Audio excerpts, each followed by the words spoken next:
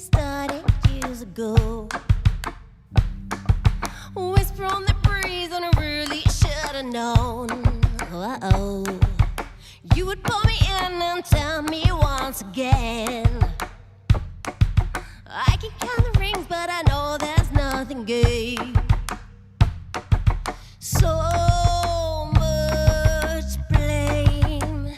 You pull me back again. We're on different sides of another. We're on different branches of the same tree. Different sides of an island. We are different stages of the disease. Different sides of an island. We are different faces of the same beast. Different sides of an island. We are broken branches of the same tree. All I ever needed was a touch of love and hair. All I ever got was a bruise from the broken bridge. Spring is in the air, but it's barren where you are. Hidden from the world in your rotten ivory tower. So much pain, been through with playing games. They're on different sides of an island. We're on different branches of the same tree. Different sides of an island. We are different stages of a disease. Different sides of an island. We are different faces of the same leaves. Different sides of an island. We are broken branches of the same tree. I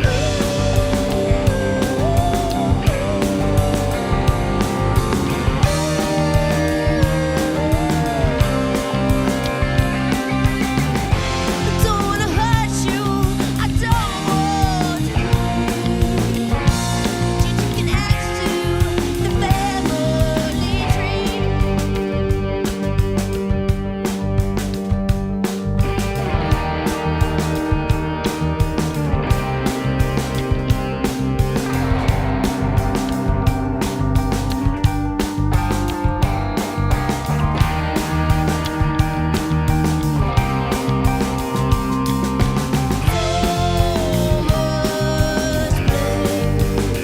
With you it never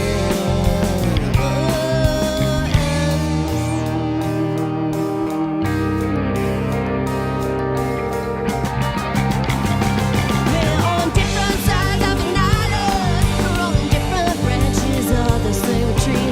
Different sides of an island. We are different stages of a disease. Different sides of an island. We are different faces of the same leaves. Different sides of an island. We are broken branches of the same tree. Different sides of an island. We are different faces of the same leaves. Different sides of an island. We are different stages of a disease.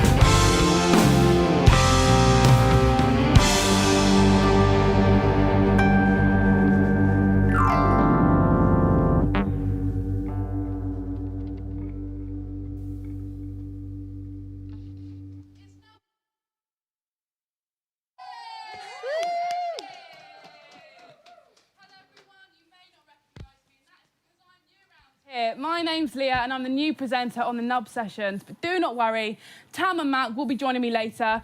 Hey, Tam, Malk, give us a wave. Yes. Okay, they joined, they're the bubble band, and that was Rosie Crow performing the opening of today's episode. Later we'll have Moriarty, we'll have some Mike Silver, and we'll have more of Rosie Crow. But for now, we want to show you more about our bubble band.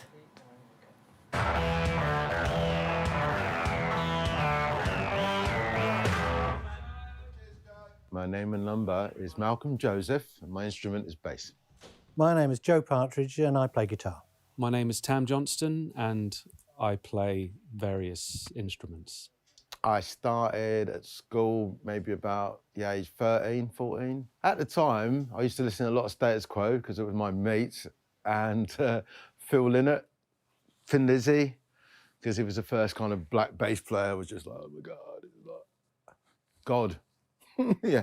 I started playing drums when I was about 6 or 7.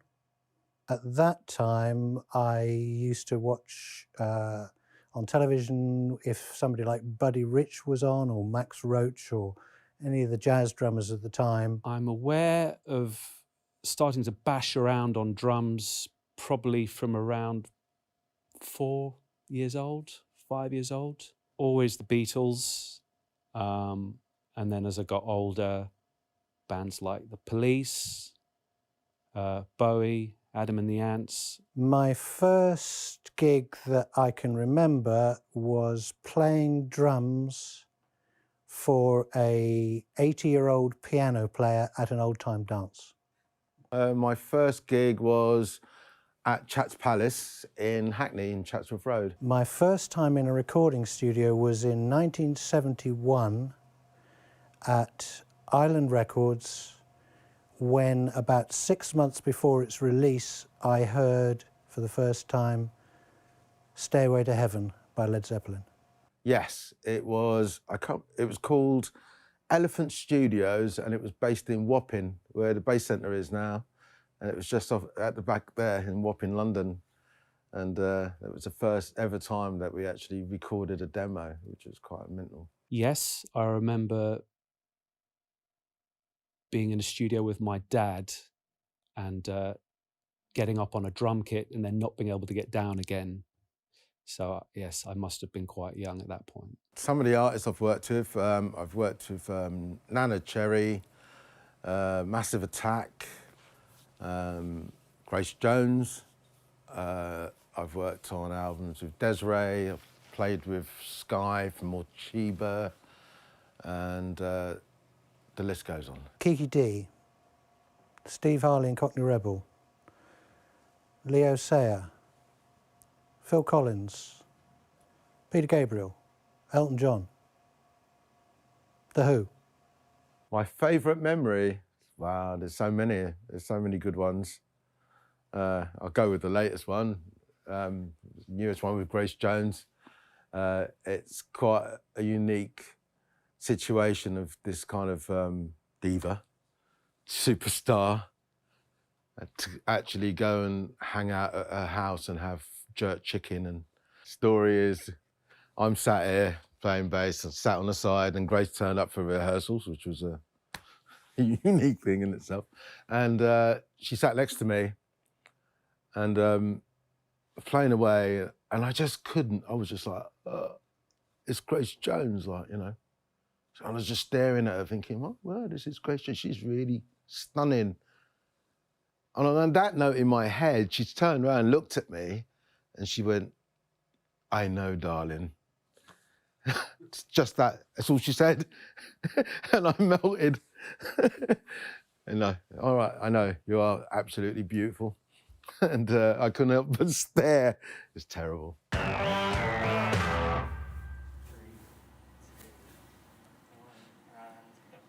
Hello, I said they'd be back, and look, they are. Hello. How are you guys? All right. And check out Leah, killing it.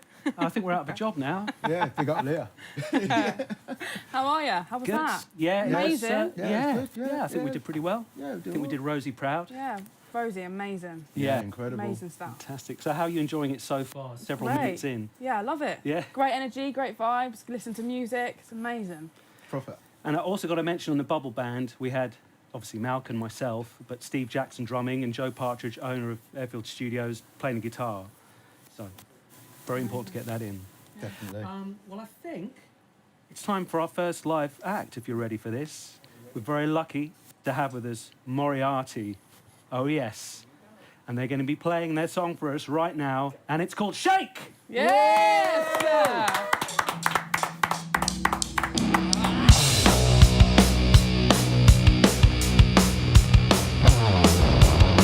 It don't taste like chocolate. It don't taste like sugar cane.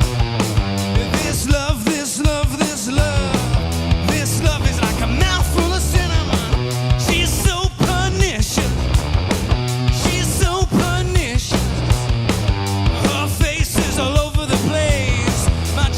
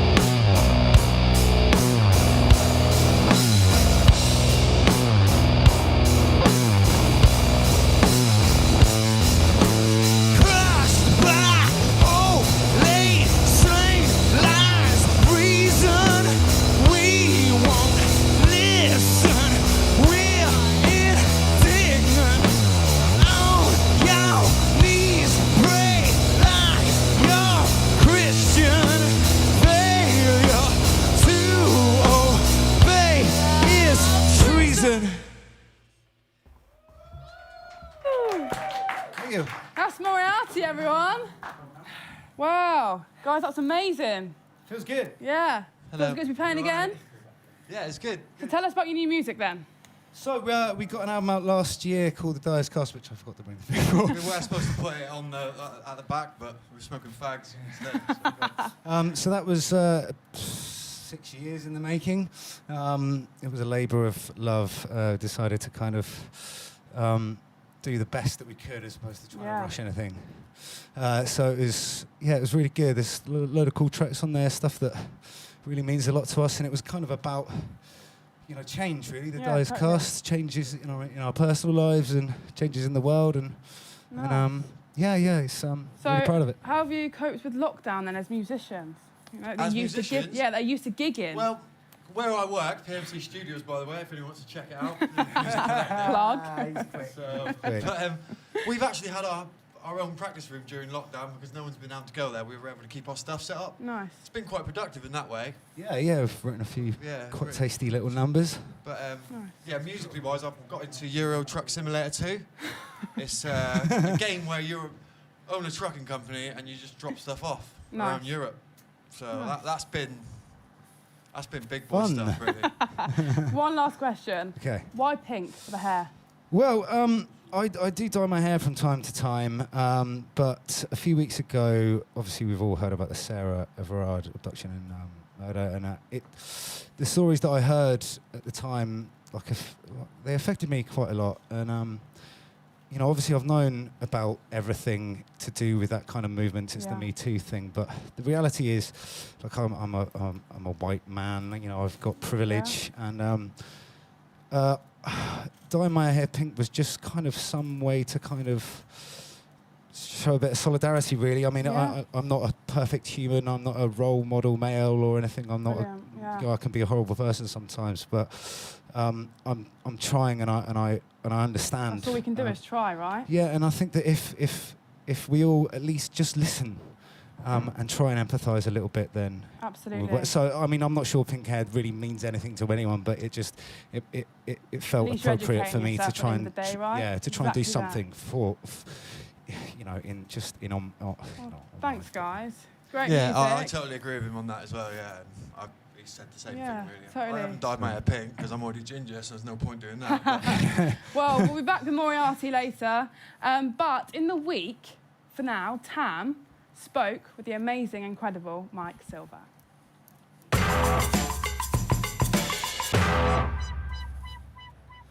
We are so honoured to have a true legend down here, somebody I've admired for many years. And here he is. Mike Silver. How you doing? Very well. All the better for seeing you. Thank you so much for coming and playing at the Nub Sessions. It's been absolutely lovely. I've had a bit of a wait, but I've had a really lovely day. It's just been great. Well, it's always wonderful to hear you play and sing, and I'm sure I've told you before, you've been a massive inspiration to me. Thanks, mate. And over the years. I say, it's very odd. In fact, one of my first ever jobs was working on one of your albums. Oh, yes. And it was on No Machine, is That's that right? correct. It was on that album. Absolutely amazing. So check it out, folks. That's the album it's on. My first ever album credit. He did really well. We brought fantastic sounds. Yes, and made lots of tea, I seem to remember. That's it. Yeah. So you were saying earlier you've done a couple of live stream gigs during this period as well. I did. The first one I did was a Facebook thing, and it was for a friend of a friend, and I agreed to do it. But it was one of the weirdest experiences I've ever had. I mean, the fact that the internet went down 3 times after about the 4th or 5th song, it had gone down 3 times, and we decided to knock it on the head because it wasn't really going anywhere. But then I did one for a little folk club in Falkirk, of all places, and that was a Zoom, so I had an audience. So I mean, obviously you can't hear the audience because they're all muted while you're playing and singing, but you could see them applauding, and that kind of made a difference. It's not an ego thing. It's more like, when you're doing a live gig, there's this.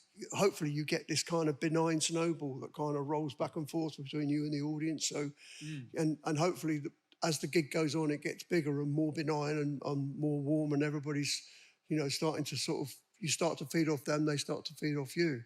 Obviously, you've had had a long career. You know, there'll be a lot of people tuning into the show that this will maybe be their first experience of you, and you have, you know, a very rich back catalogue going back to the early 70s. Yeah. And obviously there's the connection with Rocket Records as well. Yeah. But where can people find your music now? Where's the best place for people to? Well, the last album I made was an album called Alchemy, 50 Years in Song, which is a collection, and that's available on Folkstock Records, and that's available from Stream. You can stream that, or you can actually buy the album from Folkstock or off my website. The rest of my albums are available from my website, which is allthewsmikesilver.co.uk, and there's a website shop on there. So, you know, everything's available. Everything that I've made in terms of CDs is available, is on that. Brilliant. Can you just tell us a little bit about 2 songs that you're playing for us? Well, Not a Matter of Pride was a song that I wrote back at about 2002, I think. I wrote it. And it's funny because I wrote the first verse. I usually write lyrics first. And I wrote the first verse and then forgot about it and discovered it about 3 or 4 months later. And I thought, God, actually, that's good. It's just one of those songs.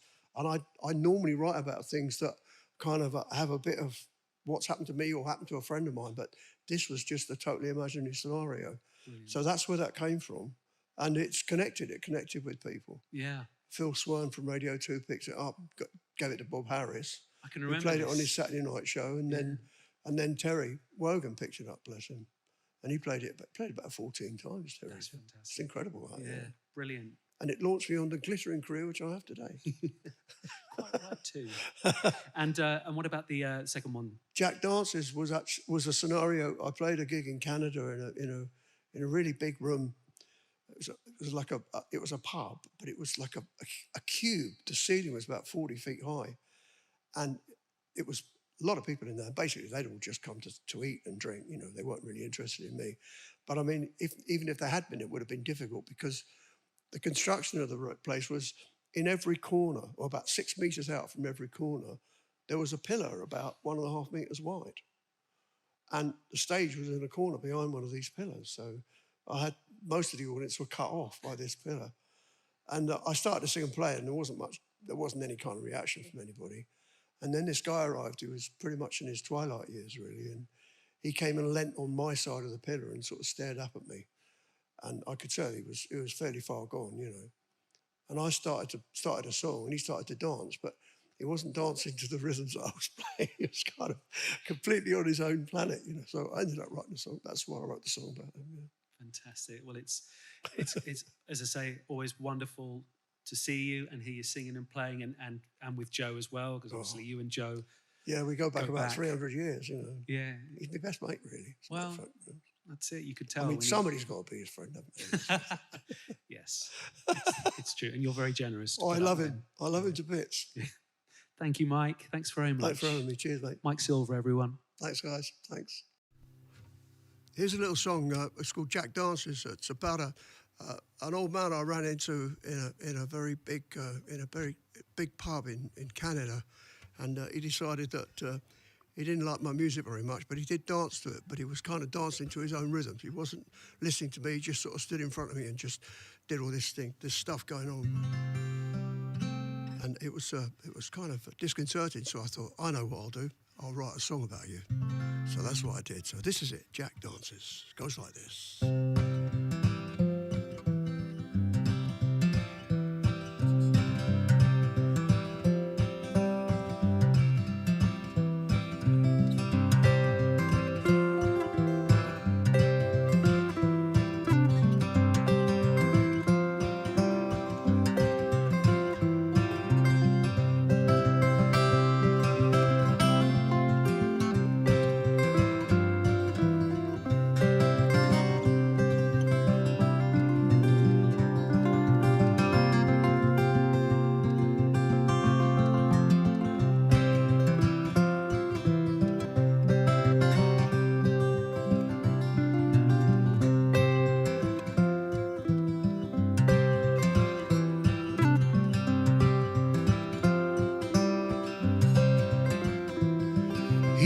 Like some kind of tired ghost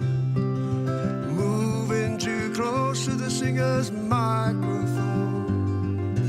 asking the ladies to join him there. Everybody watching to see who dares. Jack will dance to every song, slow or fast, short and long. He's got his own rhythm and he don't mind. Jack's not thinking about keeping time.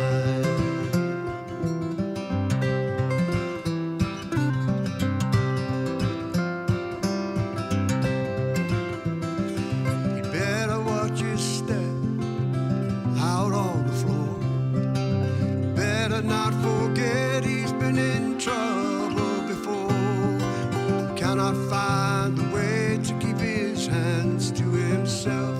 He got busted for that, being drunk as well. Jack will dance to every song,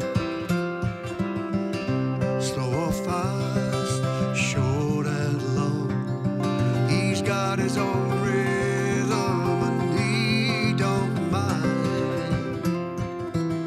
Jack's not thinking about keeping time.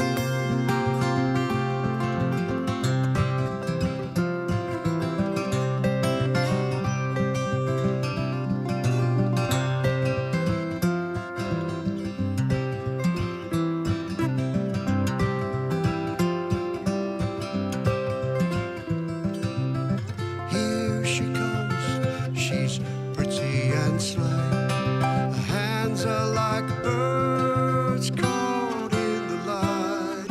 He pulls her close as he tries the light. Get back, Jack, no luck this time.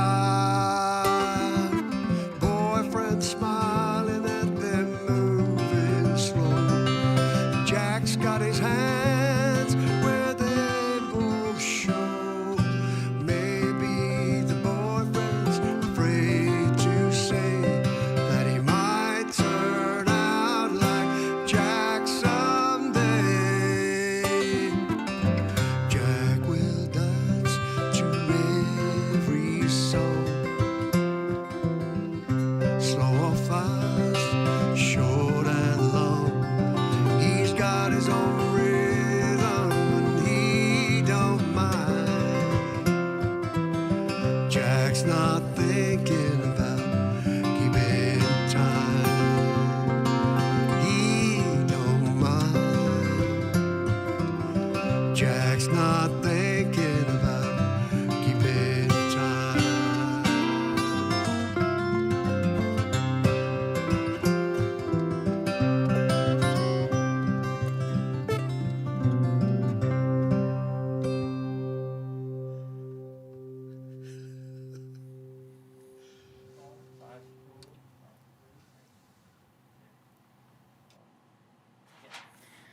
Hello, Rosie.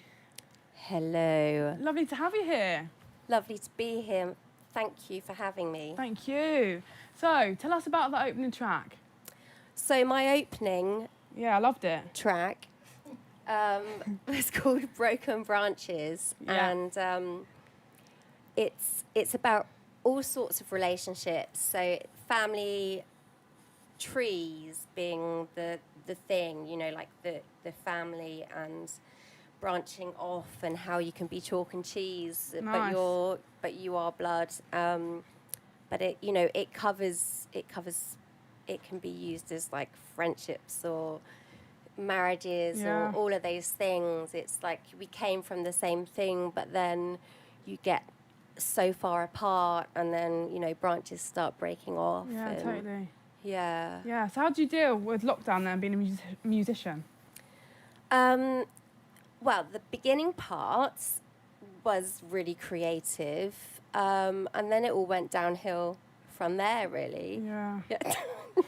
Can I imagine? I can imagine it was difficult, you know, being a musician. Yeah, no, it was. I mean, I like my own company, but you know, a year of it. Yeah, too much. We've all had enough, right? Yeah, I'm kind of over it. But you know, these things, you know, you get lemons and you make lemon cheesecake. Or lemonade and vodka, whatever you prefer. Yeah, absolutely. Yeah, or some sort of wash for internal things. So you know, you get all sorts of uses really for lemons. So you're playing a song later. Yeah, tell us what that one's about, because you told me earlier and I thought it was great. Yeah, it's a bit of a sad subject. It's years ago I was in a pub called the Miners' Arms in Mythian, and we had a lock-in, and as you do, and the landlords at the time told me about all the different ghosts, and there used to be like I guess like a gallows out the front of the pub at I mean, not in 1995, but like, you know, back in the day. Back in the day, you know, I don't know how many hundreds of years ago. And one of the things that resonated was a young lad stole a loaf of bread and hanged for what he did. And the next morning I wrote this song about him because about being in limbo and maybe, you know, ghosts and being trapped between two worlds. And then in more recent times, I had it translated into Cornish. Amazing. And by a friend of mine, Mark Elton. And yeah, so tonight I'm going to do it in Cornish. That's a great, or yeah, Canoeic, that's great. as they say. That's amazing. Well, you've been telling us about a lot of stories, you know, backstage. Yeah. And there's one that I think you should tell our guys at home about a buggy or like a, you know, tell us that one. The golf buggy. Yeah, the golf buggy. Please tell us that story. So we're sticking to the golf buggy one rather than any of the others. We won't mention Vienna. No. So Rob Simpson, who's one of the runners on this setup, does some of the cleaning too.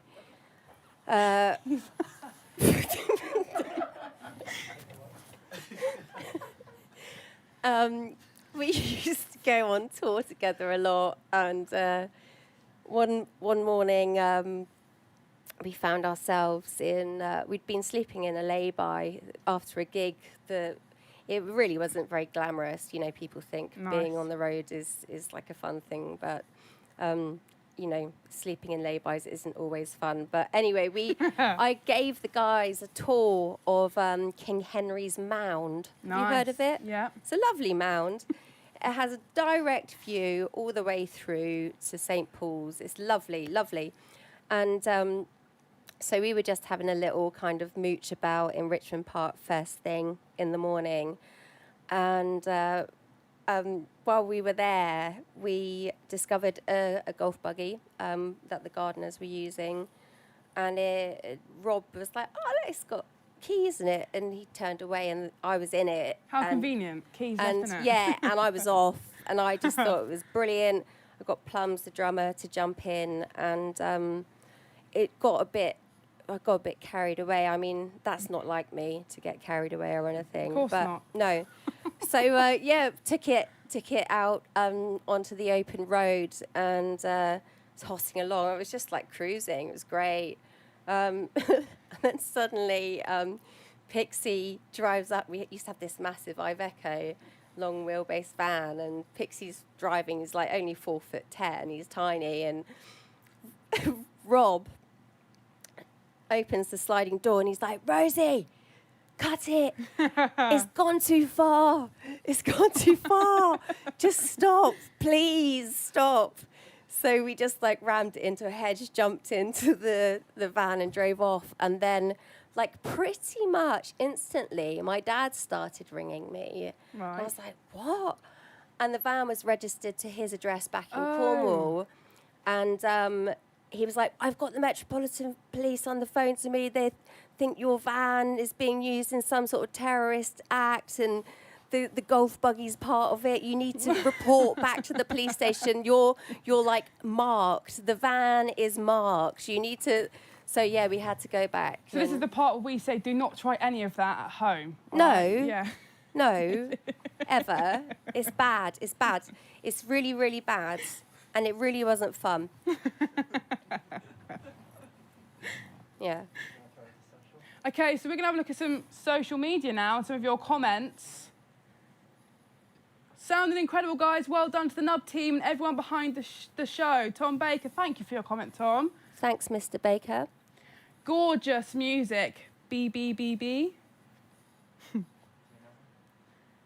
Memories, memories. How I love Mike Silver and his songs. When are you coming back to the Midlands, Mike? Annie Giles. Well, Mike, I'm sure you can answer that one for... Woohoo! Go, Rosie. Thank goodness we can watch this back. Such a good tune and brilliant lyrics. Victoria Penrose, you know Victoria? Yeah, I paid her to write that. Nice. Yeah. Tenner? She drove a hard bargain, actually. It was 50 quid. Oh, yeah, wow. to the Capitals. My 5-year-old just told me she gives Shake 99 out of 100. Ah, lovely. Well, what about 100 out of 100? Okay, where's the one? Yeah. I know you're 5, but... Mike Silver, any fantastic. I can't even pronounce that. That's Cornish. That's Cornish. It's German. It's German. It's not Cornish. What are you lying to me for, Rosie? I don't know. Right? Everything's Embarrassing Cornish me on these my first days. live session. No. Great music and information. Rich A. Tam, nice of you to join us. Well, I've got to move up. Because it was starting to get a little bit Rowdy. potentially libelous, I thought. I've grown a tail. Yes, that's nice. Where does that come from? My Or is that bum. My bum hole. your bum hole?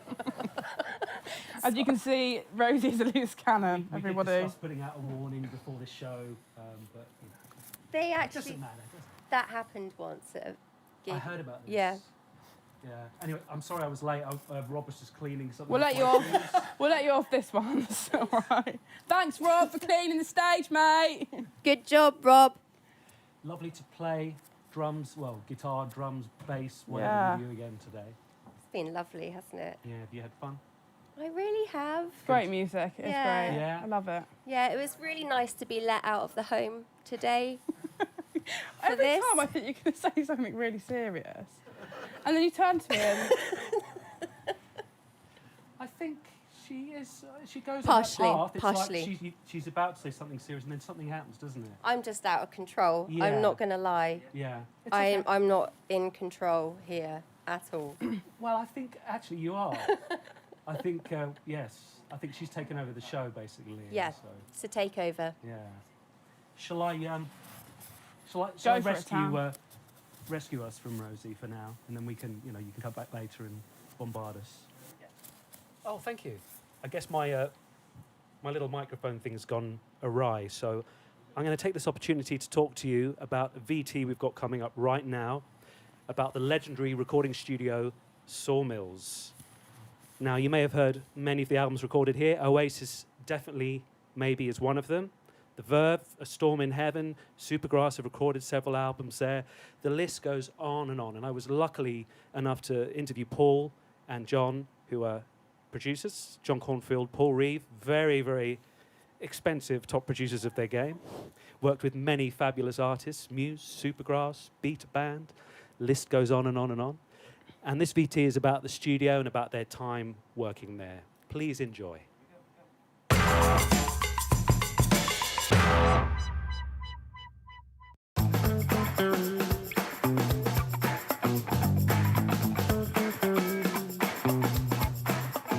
There's something really euphoric about the mill as a place. You just fall in love with it, don't you? It's just the most beautiful space. Young bands coming into that environment, which is quite secluded. Yeah. I imagine some, Apocalypse Now style moments. Yeah.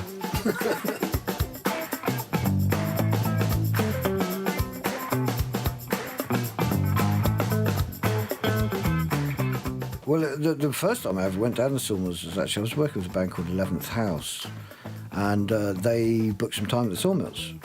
And I was obviously aware of the Sawmills, but I didn't know anything about it. I didn't know anybody there at the time. So I went down just to league, you know, and it's like, wow, it's fucking amazing. But while we were setting up, the quad amp that was driving the tannoys blew up. So I fixed it. I think I first went down there when I was like 15. And I remember recording some songs with our band and just coming into the control room and hearing it and thinking, whoa, how have you made it sound like that? Because we record rehearsals and it doesn't sound like that. So I was there originally for probably about a year, maybe, just messing about doing this and that with what was there, the old Ampex tape machine. And then we stripped it and put the Trident in and rewired the whole place, you know, and got it all up and running.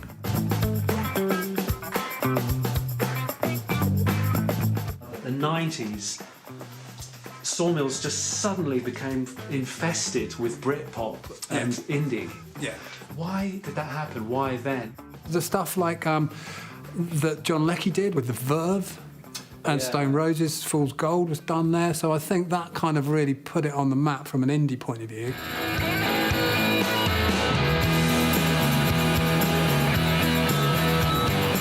What's the most common mistake an artist will make when they go into the studio for the first time? Not completely understanding the process, not being prepared, quite often getting out of it, probably a bit too often for the good of the record, and not realising that actually they're going to pay for this at the end of the day.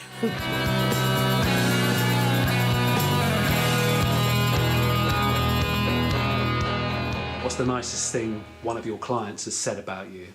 I think for me, probably the best accolade happened recently, really, and it was on a re-release of the early years Muse stuff. And there's a bit in there where Matt says, I didn't feel like a singer until I worked with Paul Reeve. And I got an immense amount of pleasure from that. And he said, up to that point, I would always really bury my vocal. You can't bury a voice like that, can you? It's magic. What's the best part of making records for you? I think it's just seeing the band kind of enjoying what they're doing and having a good time with it. I mean, it's great to get chart success with it, but that's not the be-all and end of it, I think. Obviously not as far as the record company's concerned, but, you know.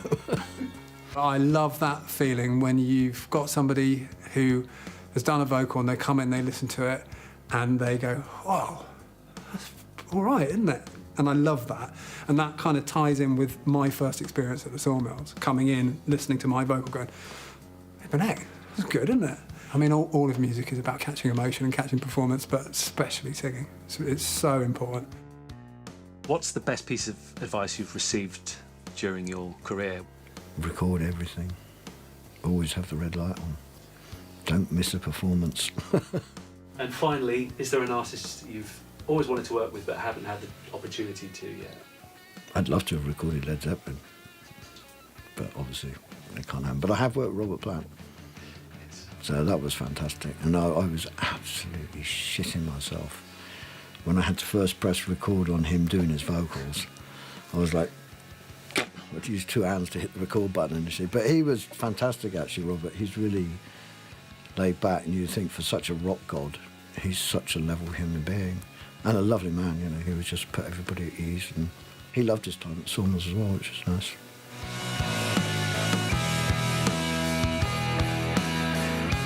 How do you feel about Sawmills going on the market? I am a bit sad. I absolutely get why that type of industries doesn't really exist anymore, and it's great that everyone's a producer and everyone knows how to do it and all that sort of stuff. I get that broadly that's a positive thing for music, but it is a shame when those places like the Sawmills go. But who knows? Depends who buys it, doesn't it? Well, it's interesting speaking to Dennis about it recently. He said, well, it's got to be the right person, otherwise I'd rather not. That means he's never going to sell it.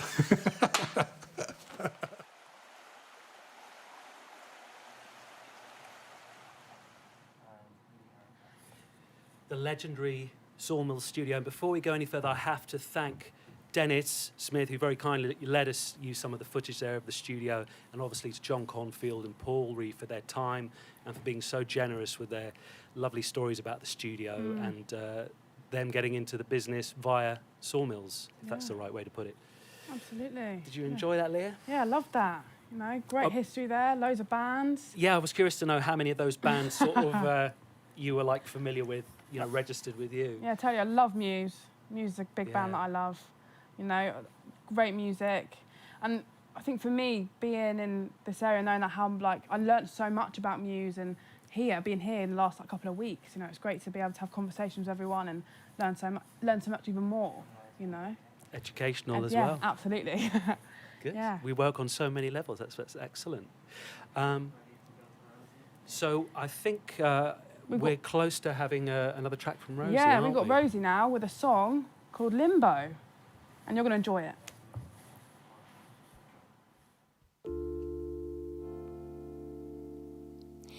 In this ingrid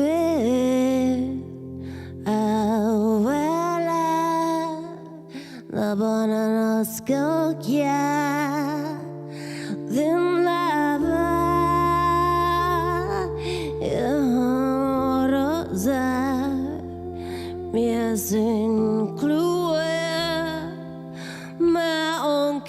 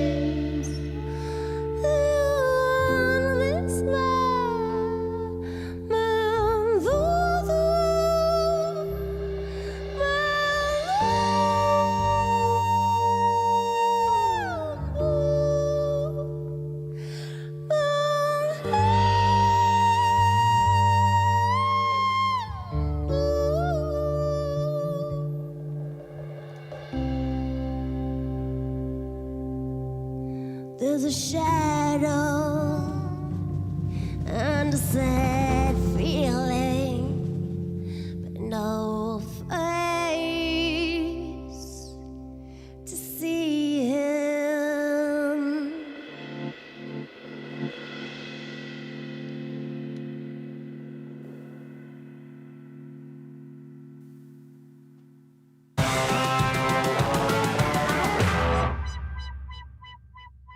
Brilliant.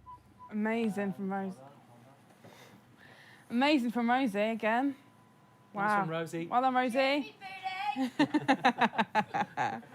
now we have our news section of this evening. Yes, we've got to get a few items in because Malcolm's got to run from the studio Yeah. up here. Well, I've got a nice article. Yeah? So I read an article in the week about Mr. Brightside by The Killers, and you will not believe the stats on it. Try me. So every week it's streamed 1.2 million times. I don't believe it. And since it was released in 2004, there have been 3.52 million records bought. Really? And you can't believe that's even still like 1.2 million times it's been streamed per week, even since it was, you know, And when did released. When did that come out again? 2004? God. No, I was 4. 4. I can't even remember being 4. It was that long ago. But speaking of being old, Hey, here he is! Yeah, on a marathon. I really didn't realise he was going to come in. I was actually going to talk about another story, but actually your timing was perfect. Was it? Yeah. I hope so. Yeah. Well, should we talk about my story or your story first? No, I think you should go. Well, I noted recently that it's 30 years since the Flaming Lips signed their deal with Warner Brothers Records, which I think is amazing for a band like that, you know, who are fairly experimental, quite left field. To still have a record deal with a major label, I think is stunning. I don't know if you've seen them before, but... Can't say I wasn't born then, yeah. so... Great. No, oh, that's right, you weren't born. They've got like DVDs and stuff like that you can catch up with. Do you know what DVDs are? Yes, Yeah, thanks, you know, those Cam. things. Thanks, mate. I thought they were still a thing. Go on, Mark, hit us with one. Right, well, I can say Massive Attack are celebrating 30 years of Blue Lines. Blue Lines? Yeah, the Blue Lines album, 30 years ago. So you were this involved, week. were you involved in that? I was. What happened? Tell me about it. I was a musical director. Whoa! So got to boss them all around. I bossed the band, bossed them. Yeah. It was great. And we did the old Top of the Pops and a few live shows and amazing. stuff like that. That's brilliant, man. Yeah, it was good Fantastic. fun, yeah. Oh, great. Yeah, 30 years ago. What were you saying about Will I Am? Yeah, I read a news article This is about silly. this Bluetooth headset that he's come up with. I think he's partnered with Honeywell, the tech It's a face mask as giant. well, isn't it? Face mask, Face earphones, mask. all built in, LED lights. Teeth cleaner. $300 to you if you've got that in your pocket. What do you reckon, Leah? Were you going to go get one? Probably not. I don't think I've got $300, you know. Well, I guess we Right. better talk about something else then. Right, well, to no further ado, we're going to go to Mike Silver's track 2, and Not a Matter of Pride, from Mike Silver.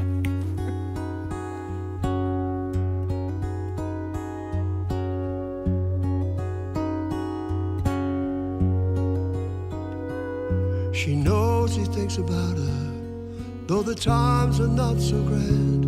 But you can only play the cards you're holding in your hand. She knows he thinks of leaving, doesn't want to let him go, while there's something left unfinished, something that she needs to know.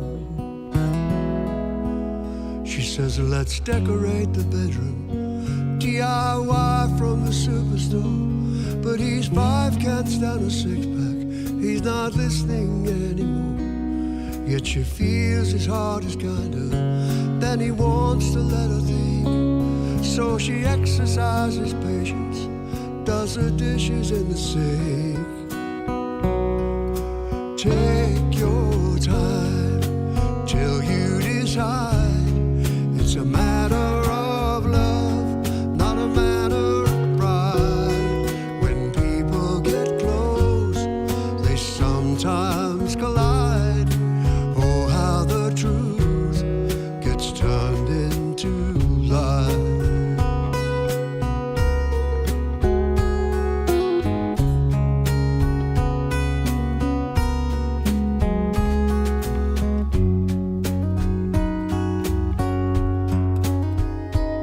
He says, I wish I had some money, I'd show this town a thing or two. See my woman let her hair down like she always wanted to. Though I'm just a weekend dreamer, still my heart's not far away. Would she be better if I leave her, or better if I stay? Oh, take your time till you decide. It's a matter of love, not a matter of pride. When people get close, they sometimes collide. Oh, how the truth gets turned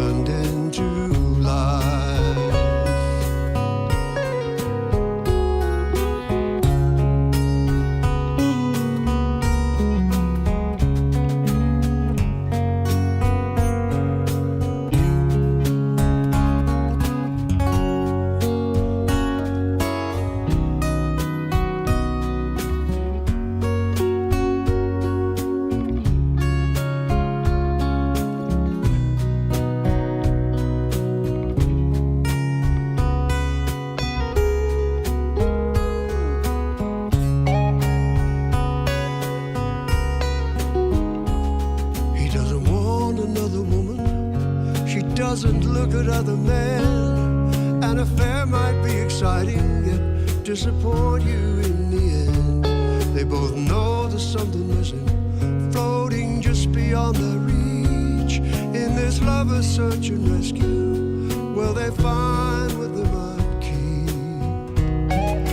Take your time till you decide.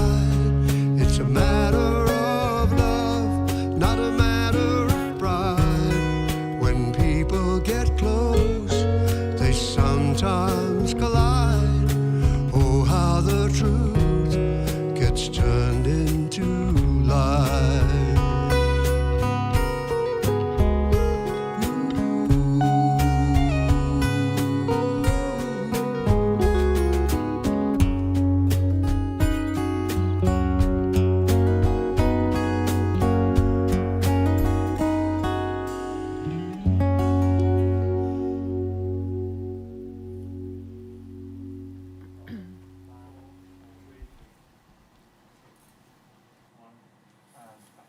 Another great track from Mike. It's been so great to see him again, have him on the show, and obviously thanks to all the guests. It's been great to see Rosie earlier as well.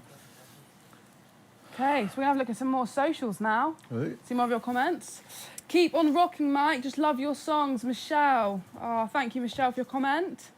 Fantastic stuff. Loving Rosie's songs. John Collis. Sweet. Go on, Great Sam. piece on Sawmills. Thank you, Gothic Plague. That was all my doing. Hopefully it will find the right home. Yes, we hope so too. Oh, what we got next? Spine-tingling stuff, Rosie. Oh, another one for you, Rosie. Yeah, Angeline Morrison music. Thanks, Angeline. Awesome, guys. Loving the show. Much more, please. Love Ed, Kate, and all the team at Rafferty's. Yay. Rafferty's, who gave us some lovely food and beverage in the last season. Brilliant by Eliza, she did. And she's on in a couple of episodes. Oh, sorry. Thanks for that, Eliza. She's on episode 4, so we'll see you then. We're really excited to see you, Eliza. Hey! Molly Hockey! Molly! Funnily enough, next week Molly is going to be on the show, Molly Hocking, so you've got to tune into that. You won't want to miss that. We've also got Polly Money and Storm Gordon, who will be releasing her album the Friday before she performs. Looking forward to that very much.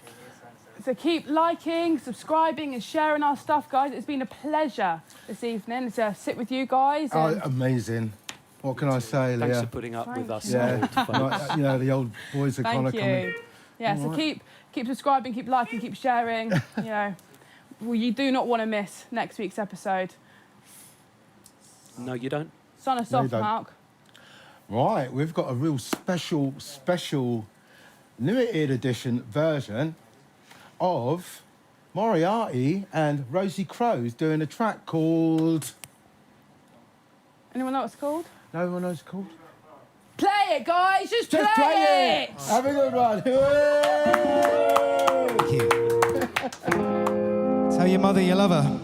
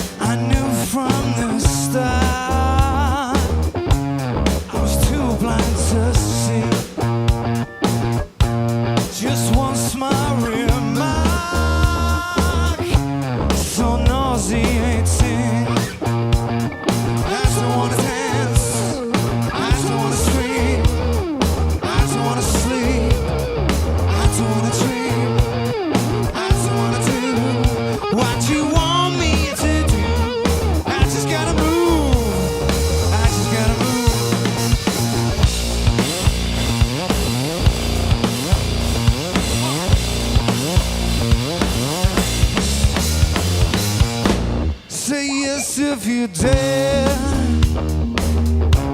So senseless and slight. An STC tear. This just can't be right. I got to cut loose. I gotta cut loose. I feel so confused in this subterfuge. Soaked in whole, but please don't tell me the truth. I gotta go loose. I gotta go loose. I can feel the pressure coming over me, burning like a fever, burning to my knees. All I can do is hold on to this. Some anesthesia burning up inside of me.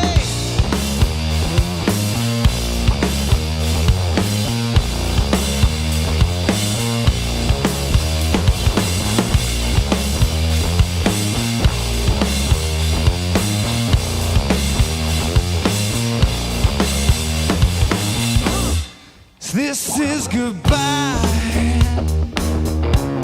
Is this how it ends? Did I just get too high? I can't take the suspense. Oh, I got to cut loose. I gotta cut loose. I feel so confused in this subterfuge. Feels like a kick from Americans and nice boot. I gotta go loose. I got to go loose. I can feel the pressure coming over me, burning like a fever, bring me to my knees. And all I can do is hold on to is some anesthesia burning up inside of me.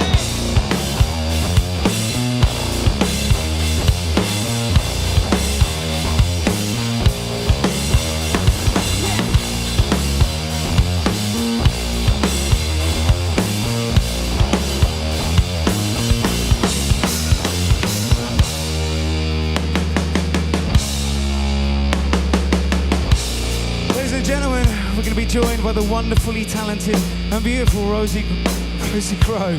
Thank you so much, darling. So I'm out of breath. I'm not used to this. But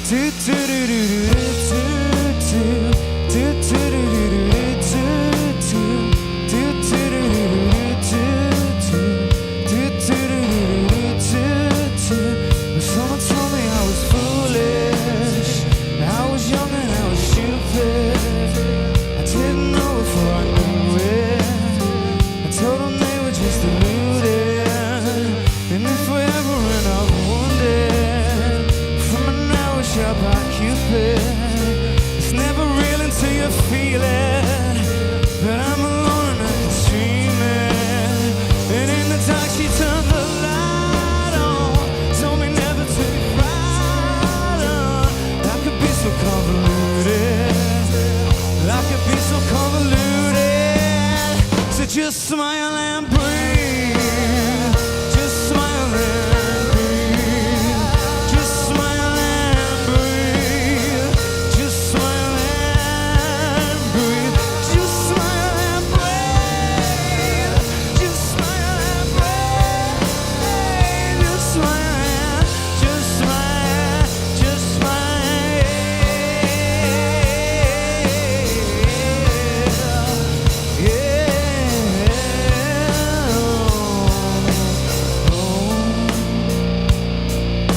Wonderful, thank you, darling. It's the Matthew Partridge on the drums.